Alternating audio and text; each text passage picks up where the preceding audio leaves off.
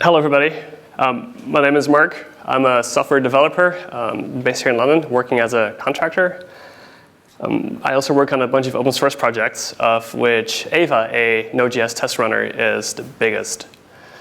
So we're going to start this talk by asking ourselves why we write tests and which types of tests we end up writing. We'll then discuss how AVA helps you get your test done without getting in your way. And then finally, we'll talk briefly about AVA as an open source project and community. And yes, there will be plenty of gratuitous stock photos in the background, courtesy of the Unsplash community. So I don't know about you, but I enjoy writing code more than testing the code. And that goes when I'm not being paid to write code. You know, it's just for fun. But also when I am being paid to write the code. And especially when people are paying you, there's pressures just to get stuff done. And that just gets in the way of having any tests at all. There's a fantastic blog post by Sarah May in which she proposes 5 reasons why you write tests. And this really resonated with me. So let's just go through those reasons. So even without proper tests, you still need to know if your code is working, right? So you can click around in UI. Maybe you can start up a Node repo and type some stuff just to see the outputs. That gets a little bit annoying and repetitive. So the best way to get confidence in your code is to write some tests for it. And then once you have tests, you can use them to make sure you didn't accidentally break your code, or if I assume you're not working alone, that you didn't break somebody else's code. In the words of Sarah May, this prevents regressions, a fancy word meaning things that used to work anymore but don't. Your test can be a way of documenting what your code does. It's just one way of documenting it. Maybe not the best way. But often enough, it's the only way you're ever documenting what your code is doing. And testing your code, it forces you at least a little bit to design it better. Because if you can't test it, you should probably find a different approach of writing it in the first place. And then finally, tests can come in handy when you need to change your code. This is less about preventing accidental breakage. It's more about supporting you when you go about making changes. You need to have tests at different levels of your code base, and that's not always the case, and organizing it can be difficult. But still, you will be changing your code at some point, and then it's nice to have some tests for it. So why do we test? Because it gives us confidence that the code we write actually works, that we haven't broken anything, to communicate what the code is doing, and so that we can change the code. Still though, writing tests can be a slog. The Wikipedia article on software testing lists about 20 types of testing. We're not going to go through a boring list of 20 types, but I thought we would focus on some of the types of testing that software developers engage with in our day-to-day. So mostly, we'll write unit tests. We'll take a class, or a module, or a function, and then we just test it by itself. A different level is integration testing. So the goal here is to test how different pieces of your program work together. So don't get hung up on whether you're doing unit testing or integration testing. Often if you have small helper functions, you might end up testing them completely just by testing something else. You don't have to waste time carefully unit testing this helper function. Whenever we find a bug, it's good practice to write a test that reproduces it. So then when we fix the bug, we can know it's fixed, and we can be sure it stays fixed. And this is regression testing. Destructive testing is when we cause a function to fail, and it helps ensure that the code can safely handle invalid or unexpected inputs. And functional testing involves making sure your program does what your user needs it to do. Suppose it's a form of integration testing, but you're not really testing the internals of your program. So for instance, if you have a web app, you could be using Nightmare to test how it's supposed to be navigated by the user, and then make sure that the user ends up at the page they're supposed to end up at. So we learned that testing matters, and we've learned about the types of testing we might encounter as we go about our day. Still though, is any of this actually fun? I think testing is a slog, but AVA will help you through it. So AVA was started in November of 2014 by Sindor Sorhus and Kevin Mortensen. And other members of the team are Vadim Demedes, Jeroen Engels, James Talmadge, Juan Soto, and myself. So we'll talk more about the project shortly, but first I want to show you how AVA helps you get your testing done with these previously discussed factors and testing types in mind. So AVA aims to have a small surface area, so there's less for you to remember. This is immediately apparent in its test interface. There's no BDD or TDD or an exports object. There's just a test function, and you call it with a title and it's an implementation. So you can see that here. We import test from AVA, and then we have a very simple test, 1 + 1 = 2, and then we make sure that that's true. So you don't have to worry about whether you're using the test interface correctly. You just give your test a descriptive enough title, and you're done. And if you have multiple files, we'll make sure to prefix the test output with the file name.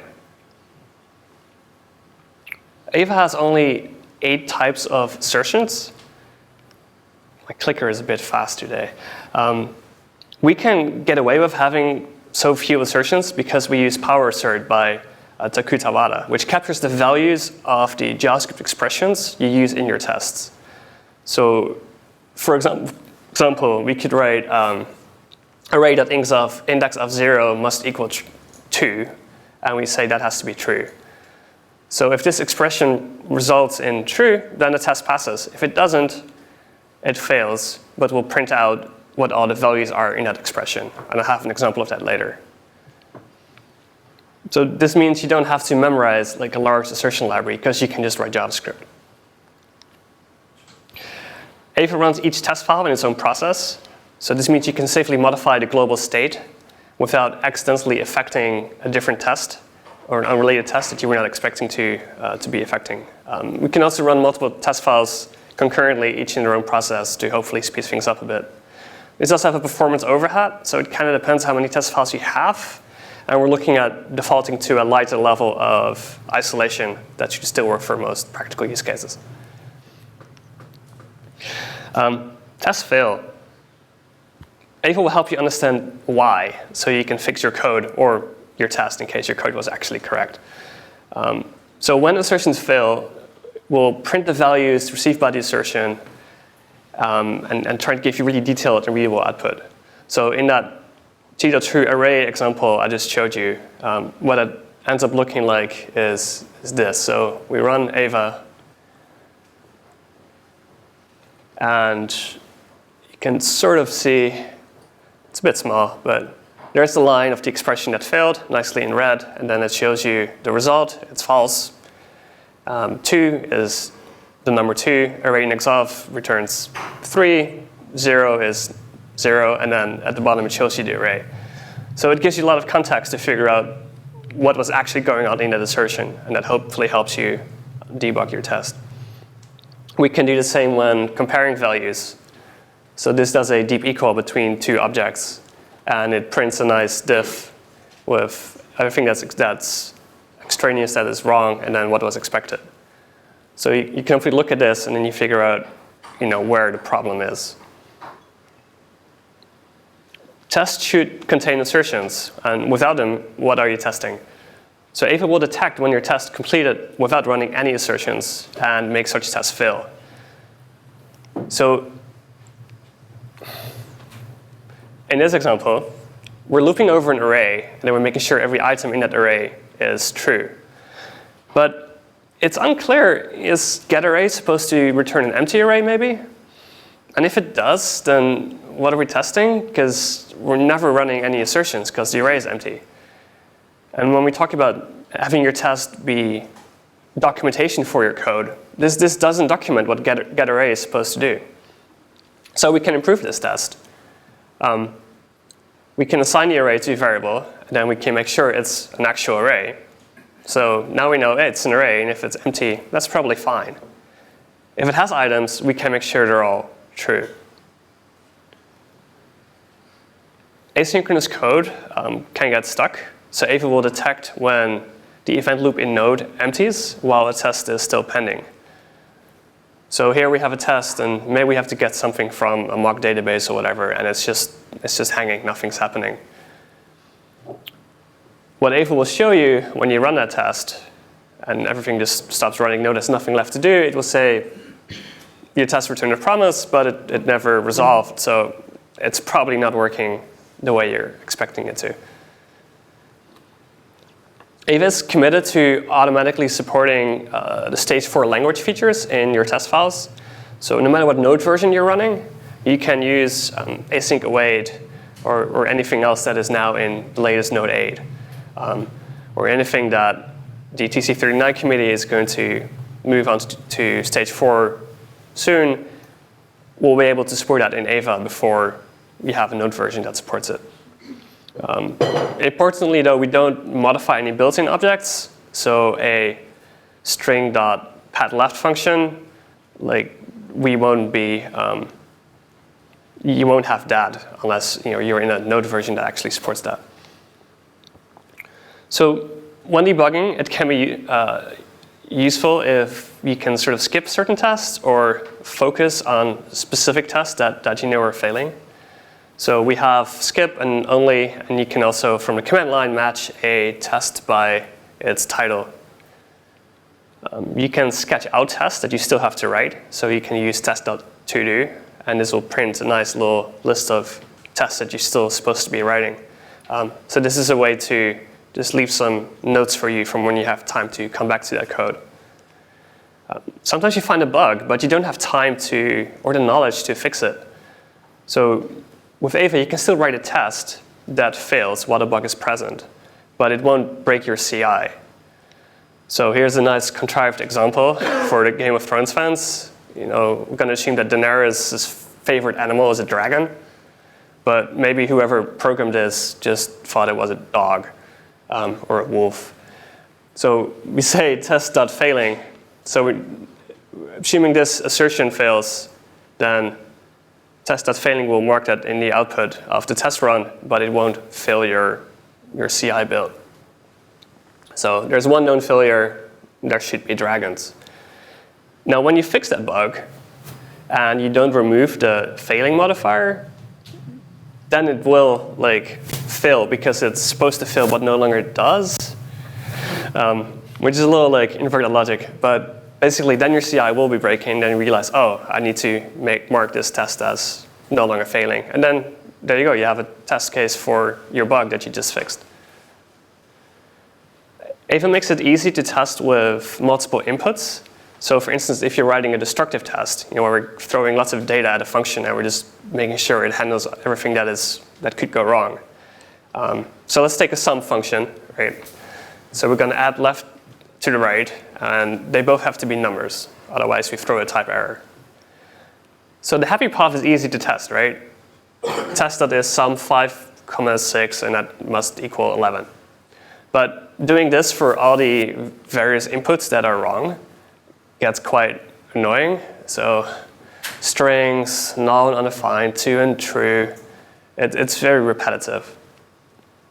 So AVA lets you write a macro function that you can use in multiple tests. So we can write a check inputs function, which has that assertion that it throws a type error. And then we just do 3 test calls with the values. So this is a lot easier to write than just copy pasting and changing some values. It's much clearer what's going on in this case. AVA also comes with an intelligent watch mode, which reruns just the right files when you edit your code.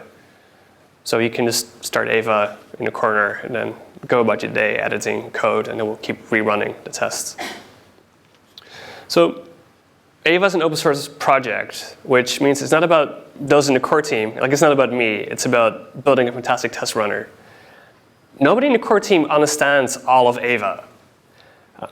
We're quite familiar with it, but there's different pieces and we don't have time to really study it all, and that's fine. Major contributions have been made by people who are not on the core team. We're there to help with issues and contributions from others. So on like some metrics side, we have commits from well over 100 contributors in the main repository alone. There's 15 recipes that sort of explain how to best make use of AVA, ranging from code coverage to MongoDB testing. The documentation has been translated into 8 languages, from French to Chinese, by almost 30 contributors. On the vanity metric side, we're nearing 11,000 stars on GitHub, and we have about 400,000 monthly installs across NPM and Yarn. I like the GitHub stars one. It's complete nonsense. It's just a lot of people click the button. It doesn't really mean it's any good. I mean, AVA's good, but it's just makes you feel nice when you go to the repo and see a high number. So our guiding principle is to be kind to everybody. So this goes for support requests, for issue reports, helping people land contributions. But yes, the minimum definition of kind is spelled out in our code of conduct. Contributing to an open source project can be daunting, but there's many ways to make contributions. Translating documentation is immensely valuable. Bug reports, writing a recipe on how to use AVA, that's a great way of sharing your knowledge. We also try to label issues by how accessible they might be to new contributors. You'd be surprised how much low-hanging fruit there still is in AVA. It's usually a good idea to leave a comment if you're working on an issue, and to discuss beforehand if you're about to do a large amount of work. Just kind of so we don't waste each other's time. Like, you might start working on something, and then somebody else starts working on it, and then if they finish before you do, then your work might have been for nothing. So if you just say, hey, I'm working on this, that's great, and we'll let you work on it. If you're going to spend a lot of time fixing some really complex issue, you might want to check ahead of, in advance if your approach is the right approach, just so you don't waste your valuable time on something that needs a lot more work. Code contributions are best discussed in a pull request. We automatically run tests across our supported Node.js versions, both on Linux and on Windows. And we make sure the code is consistent with our linter. We're using XO by Cinder. New code should have tests. Ironically, AVA's tests are written using Node tap, not with AVA. So you should expect some back and forth to make sure the code solves the problem in a good enough fashion, solves the right problem. But we'll help you every step of the way. You don't need to be an expert in Git. We'll always, if we need to fix something up just to land your code, we'll just do that, and we'll always credit you with your contribution, in the commits as well as in the release notes. So we've discussed how AVA is run as an open source project with contributions from many people. We've learned that testing matters. We've learned about the types of testing we might encounter as we go about our day. Testing may be a slog, but we've seen how AVA helps you through it. So I hope you'll give AVA a shot, and I'd be over the moon if you join us. You can find us on GitHub at ava.js/ava. That's where the main repository is. We do the occasional tweet from ava__js. Stack Overflow is great for asking support questions. Just tag it with AVA. And we're on Gitter. So thank you very much.